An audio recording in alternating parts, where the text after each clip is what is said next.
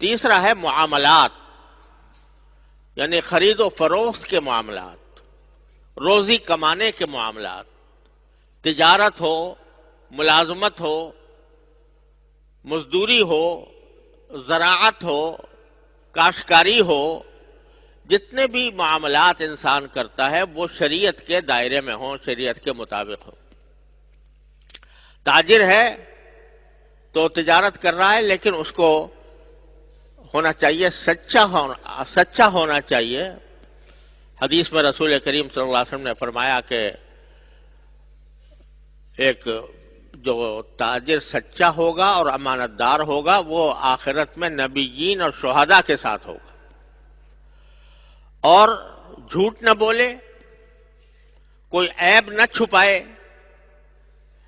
کوئی عیب دار چیز رکھی ہوئی ہے چاہتا ہے کہ اسی طرح یہ بک جائے تو اس کا عیب لوگوں کو بتاتا نہیں، تو رسول کریم سرور دو عالم صلی اللہ علیہ وسلم نے اس کے اوپر سخت وعید بیان فرمائی کہ کوئی آدمی عیبدار چیز فروخت کرے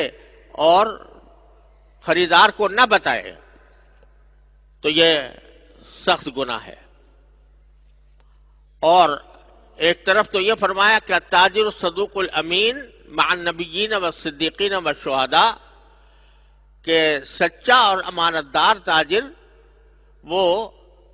آخرت میں انبیاء کے ساتھ ہوگا، صدیقین کے ساتھ ہوگا، شہداء کے ساتھ ہوگا،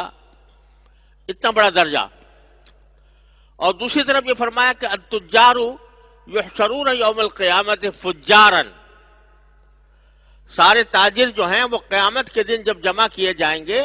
تو فاسق و فاجروں کے ساتھ جمع کیے جائیں گے، الا من اتقى وبر وصدق، سوائے اس تاجر کے جو اللہ سے ڈرے اور نیکی کا معاملہ کرے اور سچائی سے کام لے۔ اب اگر اس میں کوئی دھوکہ دے رہا ہے،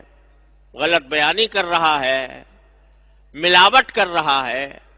تو یہ سارے ان تجار میں داخل ہیں جن کے بارے میں فرمایا کہ یحشرون فجارا، وہ آخرت میں فجار کے طور پر اٹھائے جائیں گے۔ تو یہ معاملات کے اندر یہ جاننا ضروری ہے کہ کون سا معاملہ حرام ہے، کون سا ناجائز ہے۔